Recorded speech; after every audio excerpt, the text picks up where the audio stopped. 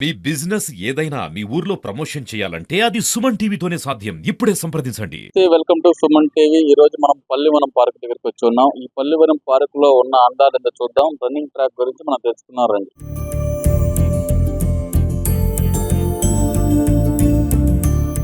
పల్లివనం park లో పిల్లలకు ఆడుకోవడానికి ఎంతో ఆహ్లాదకరంగా ఈ ప్రాంగణం అనేది ఉంది. అదే విధంగా ఈ ప్రాంగణం ఉదయం పూట పెద్దవాళ్ళకు మాత్రమే వాకింగ్ కి పనికొస్తున్న దృశ్యాలు మనం చూస్తున్నాం.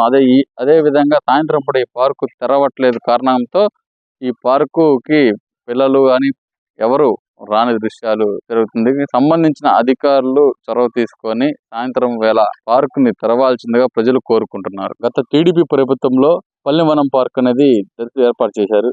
ఈ ఏర్పాట్లో భాగంగా అప్పట్లో ప్రజలు ఉదయం 6 నుంచి 9 దాకా, సాయంత్రం 6 నుంచి 8 దాకా ఈ పార్క్ లో వచ్చి ఆహ్లాదకరంగా కుటుంబ సమేతంగా వచ్చి ఆహ్లాదకరంగా ఉండేవాళ్ళు. అయితే గత వైసీపీ ప్రభుత్వం వచ్చిన తర్వాత ఈ పల్లివనం పార్క్ ని పట్టించుకోకపోవడంతో ఈ పల్లివనం పార్కు దుస్థితి కనుమరుగైపోయింది. పల్లివనం పార్కు ₹1 పైగా వెచ్చించి అప్పట్లో నిధులు మంజూరు చేసి సిద్ధారాఘుల హయాంలో ఎర్రచెరువు సమీపంన ఇక్కడ కట్టవేసి ఇక్కడ రన్నింగ్ ట్రాక్ వేయటం అనేది మనం చూసాం. ఈ రన్నింగ్ ట్రాక్ ఇప్పుడు ఎంతో భయాందోళనకరంగా తయారైంది. చిన్న చెట్లు మొలిచి పెద్ద పెద్ద పాములు ఇక్కడ తిరిగే విధంగా ఈ దృశ్యాలు మనం చూస్తున్నాం.